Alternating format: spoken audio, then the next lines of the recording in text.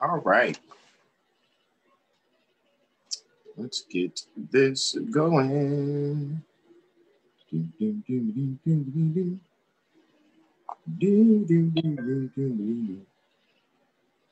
All righty. I think this is unmuted. I'm going to let's see. Inside the spot, I'm about to add spotlight to you. All righty. So here we go. All righty. Let's see how this goes. Right? Just looking at it briefly. All righty, y'all. Peaceful greetings. Islam, Islam, Islam. I am Brother Hasan Ghaziel Bey here in Morocco at northwest of Maxim. Guys, I know I haven't done like a weather report for Wednesday or Friday. However, you guys can see me here with our beloved brother, Corey Bey, who has the hair fez on today. That's Islam. Hair fez. He said the hair fez. You have the hair fez. This is classic what you're doing there. You're doing some ancestral things there with your Virgo ruled nervous system extensions there, sir. And when I say nervous system extensions, I'm not saying that he has things added to his hair. What I'm saying is your hair is an extension pertaining to your nervous system. That's what I'm actually saying, to be clear. You know, sometimes when we, you know, scholars speak, sometimes we're misunderstood, you know, misquoted. However, peace and greetings to you, Brother Corey. All is well? All is well, bro. All is well. I gotta do an introduction like I don't talk to you throughout the week. All right.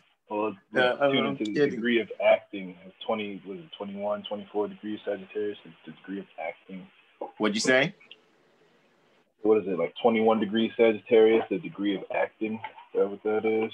Is it 21? I thought imitation and acting is 29 Sagittarius and Gemini. I'm not sure. What does the tools? Let's go to our tools.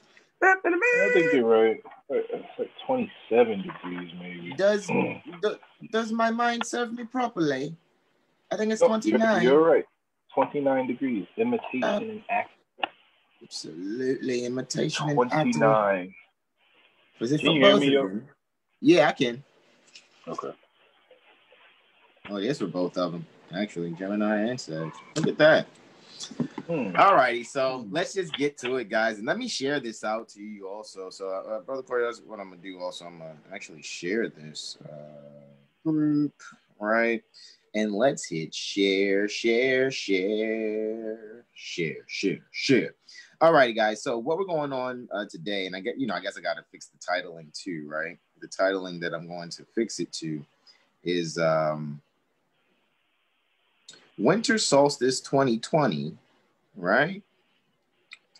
Saturn-Jupiter conjunction. Well, Jupiter-Saturn conjunction. And you know what's interesting, Brother Corey?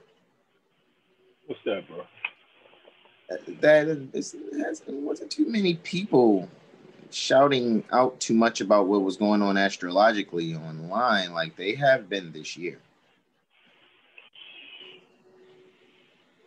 I would agree. I can second that observation. Yeah. Brother Corey, the people are going to want to know, like who are you, man? Like introduce yourself. This is technically our first time going tandem via live, Facebook Live. We've actually done our Astro Civic duty and continue to do such every Sunday for the last, tomorrow makes 36 Sundays. 36 right? Sundays after the 36 solar return. Muy interesante. Right? Right. So in me editing this post, while I'm editing, can you let the people know who you are? Why are you here? about to be doing astrology stuff with an astrologer. What's up with the hair fez? You know, I'm kidding about that portion. But go ahead. I yield the floor to you, brother Corey. Isn't that the most important portion? How I express myself? Isn't that the most important portion? How I express myself? Oh shit! All right. I am brother Corey Bey. I am a student pertaining to nature, particularly natural law. Right. I am a Moorish scientist, and this beloved brother Hasan has been my astrology coach and teacher for the past, I'm just your brother. Sundays. Stop that shit. No, I'm joking. I mean, you my brother, but you know what I'm saying? Yeah, I mean, it is what it is, bro. However, I mean, that's who I am and why I'm here as it pertains to this live. You feel me? And we spoke earlier about, astrology being kind of like a hot topic, kind of, sort of. It's like, oh, conjunction, oh, the solstice, oh, all this energy shifts, But like, it's interesting. It's like, it's astrology, but it's not astrology. It's kind of like it's yoga, but it's not yoga. You know what I mean? So I've definitely been in that world where like it's yoga, but it's not yoga. So standing where I stand now, and through my astrological studies, recognizing what my charge is, I can't half step like Kane. You know what I'm saying? Like Kane said, ain't no half stepping. Like I can't half step. So I can't. Clarity. All right. I presented something to some loved ones earlier that was like something that I knew was some information about all this conjunction stuff, but I knew it wasn't jurisprudent. It was Negro black colored kind of mindset and the way it was presented. And I also knew that astrologically speaking, it just made me cringe. A lot of what I knew better, but I was trying to give the people something they could work with, and knowing what I know now, bro, it's like if it's going to be done kind of the right way, and you know how to do it, meaning myself or somebody close to me, then it's like we got to do that shit. We can't keep letting. In the age of information, there was so much information out there. We can't keep giving the people like half-ass information or information that's kind of almost going to confuse them more. So those of us that have the eyes to see and the ears to hear, it's time for us to speak the fuck up. So well, I totally agree with that, beloved brother. I ain't gonna cut your wisdom. I just wanted to just agree with you there. I yield. I yield the floor on that note. I mean, that's why I'm here. You know what I mean? That's really why I'm here. And I'm a student. I'm a student and a teacher in some facets. I mean, it's all an energy exchange. You know what I mean? So doing what we're here to do, bro. Islam, brother Corey is one of the two artists on the smash record that people is just going crazy about all over on the planet here, and I heard on a couple other planets like Mars. They're totally like bumping it. All right, no, the Abandon Not, the platform Abandon Not. Brother Corey has given and continues to give his what I would like to say motivational as well as amanuensis in rhythm presentation for that, along with brother Ara Muaba Bey, in assistance with, of course, the sample of brother Taj Tariq Bey's voice there, and him giving us the green light on moving forward in that project when asked, because I'm respectful. I'm not an asshole really, as much as some people might think it. I ain't gonna say no names of point. I ain't gonna say no appellations of point no fingers that say people think I'm an asshole, Brother Solomon. I ain't gonna do that. No, I do that out of love, man. No, but I know because it's just how I come off sometimes.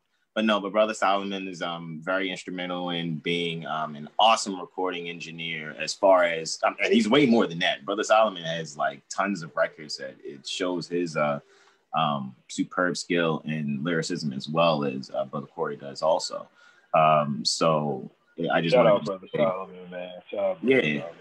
Indeed, because he was responsible for recording your vocals for Abandon the Platform, and Ara recorded his own vocals out there at his because we're all at different locations on the land, and I've never been afraid of the online studio session, so to speak, as it's called, but we know how it all really came together once everybody did their part, and then it was time for me to go, let me turn some dials anyway. There's an equalizer here and a compression there. So anyway, so that's that, as well as Brother Corey is doing estate reclamation, I would say, with Bay Properties, to say the least. That's one. You being a yoga instructor and personal trainer too.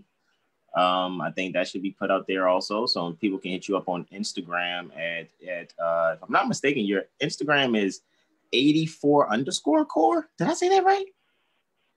Yeah, man, it's like multiple personalities. So I try to keep all the entertainment, like the music and all that, at 84_core, and then kind of like my services to the people, the yoga, personal training, and anything else I may offer in that realm is that core movement, core, CORE _movement, and there's actually underscore at the end of that as well. But yes, indeed, I do those things, and we got sea moss for sale too. so, yeah, Islam, industrious, yeah. Islam. So I'm just thinking about, okay, that's one. Okay, that's one, right? All right, look at that. What else? Okay.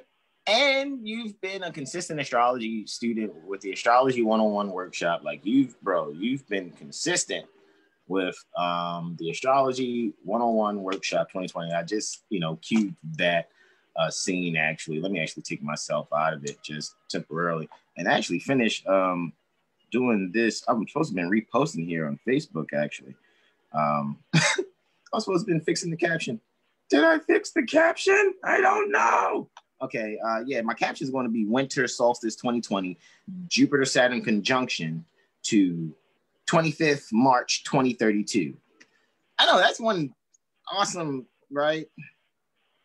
Title. Right, anyway, 25th March 2032, 25th of March. Okay. Yeah, 25th March. So that would be technically about 4 or 5 days after the vernal equinox, 2032. So that's about 11 years. 11 years, 3 months, and 6 days from the 21st December 2020, 3 p.m., 1500, 3 p.m., 3 post-meridian, 3 o'clock post-meridian Eastern, that is. However, like I said, Brother Corey's been a consistent student here with the Astrology 101 workshop since April 19th, 2020, guys. And since then, I've done 4 workshops. We're in our 4th workshop right now. We're doing the Synastry and We. This is the Astrology 101 workshop 2020, Synastry and We, right? And you're going to get a little bit of that mixed with what actually, and this is the 4th cycle for that. We've done 3 cycles already. So on our 36th Sunday tomorrow, we'll be on our 4th cycle for the Astrology 101 workshop 2020, Synastry and We. Now, from tomorrow, 4 weeks prior in the past, we had just completed the last or the 4th cycle for Solar Arcs and More, Astrology 101 Workshop 2020, Solar Arcs and More. And the 4 workshops that have been done this year are all archived via Google Drive. We are prudent in, how the finances are used to make sure we can maintain digital storage for you guys to be able to download the videos, the books, man, it's just so much stuff. Especially if you do this in order and you start out with the Astrology 101 Workshop 2020 and then, go whichever order you want, the Amplified.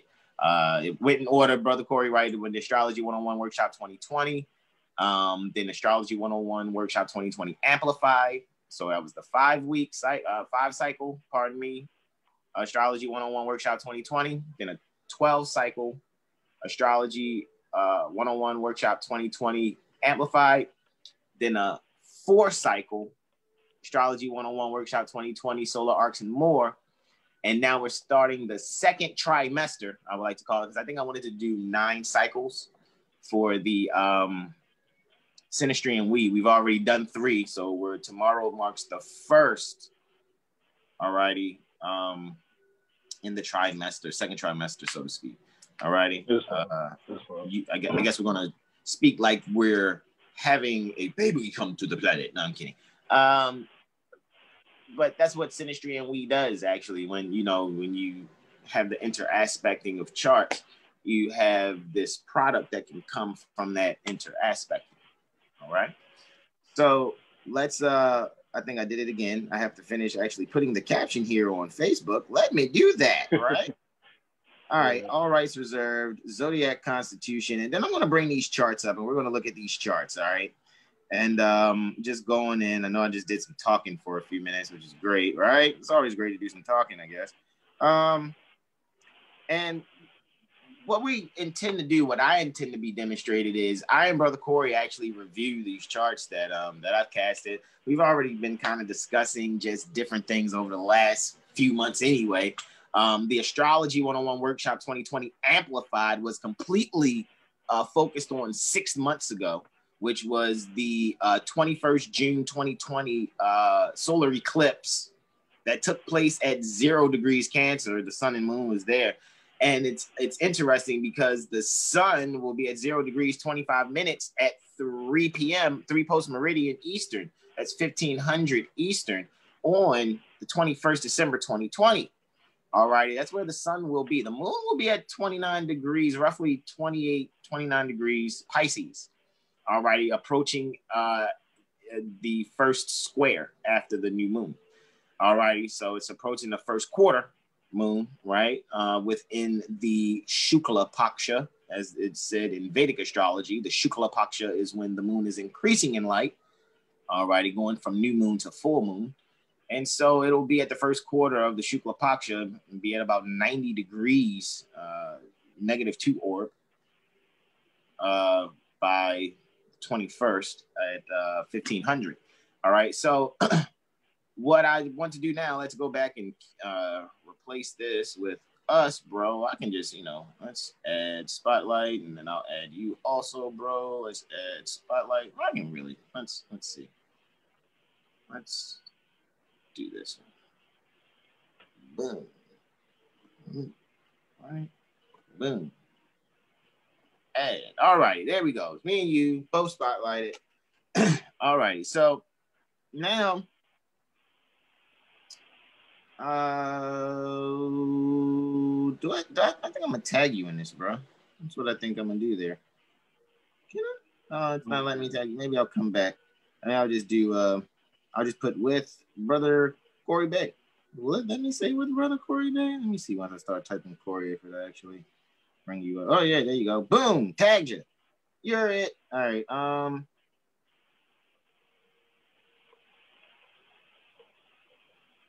All right. Guess I'll put the five on the left, 2 on the right with the American flags in there. There we go. All righty. So let's go into this. Let's enjoy ourselves. All right, so let me bring up these actual charts. All righty, bro. So here we go. We're going to, I'm going to screen share. right? That's what I'm doing. I'm getting my screen share on, aren't I? And what I'm going to do here is actually minimize that. And yeah, that's what I want to bring up. I want to bring up this winter solstice, right? Are you seeing and hearing, bro? There we go. Hey, Facebook, bada bing, it finally, because you already know it's going to be like a 15 to 20 second delay from you and I talking or whatever. But let's actually go in on this, right? And let's really just knock it out the box, Rick. What? Knock it out, Rick. All right. Not. All right. Looky, Astro Cookie. This is in less than 48 hours, right? 1500. Brother Corey, what do you see it now? You already know, right? I'm not. Let's just say already, right, guys? This is how this is going to go. I've already got it kind of set up. I just want to show you guys, like, yeah, okay. So we already know, and I already have these charts set up individually. So this is the winter solstice 2020. All righty. This is the chart for it. All righty. So this is looking into the future for Monday, 21st December 2020, 1500. All righty. Since I'm near the Baltimore Corporation, that's why I have that there. All righty. I wanted to also know where the secondary progressed moon for this chart is. However, I wanted to know it for the 25th of March, 2032. And I'll let you know soon why I picked that date. All right. I also have the solar arc direction chart for 25th March 2032, and I'll let you know why I picked that date. And then I wanted to see the transits for that actual day, actual look into the actual quote unquote future for when the planets will be there. So this is an actual natal chart for the event in the future, 25th March 2020. Islam? Can you hear me, bro? Yeah, you've been muted the whole time. I've been muted the whole time. There you go. Now I hear you. I don't know why I'm muted. This joint is not muted. That's unless, you know, those alphabet people are playing with the sound, or we got to see what's going on in the cosmos with the third house collectively or something. Who knows? I started talking about the future, right? I mean, you can ask, if there are people watching, ask them if they heard you, because I didn't hear anything. All right, let me see actually who's here. We have James Key, that's brother, that's Noble Adil Zakat Saeed Bey, Islam brother. Malik Abdul Arrowhead Bey, Islam Morris, good vibes, Islam. Brother Bakai El Youssef Bey. Peace and love more, indeed. Peace and love, brother. Peace and love to all Moors. Brother Malik says again. All righty. So can you guys hear? It's only, you know, it's fluctuating here. You already know, man. I'm not, you know, going off and being ratchet in this presentation. So, and you know, you already know how the human attention span is. So the one being that's in here right now, because I see the fluctuating numbers. However, let's keep it a buck. The one being that's in the live right now, you know what I'm saying? If there is someone. If you can hear, just give us a thumbs up. Hey, we can hear. However, I guess we'll just hear it in playback, bro. And you already know we're just doing this presentation to get it out live anyway. You know? Right, somebody well, just hit now. like. So we'll keep it moving. That is good now, so we keep it moving. Islam.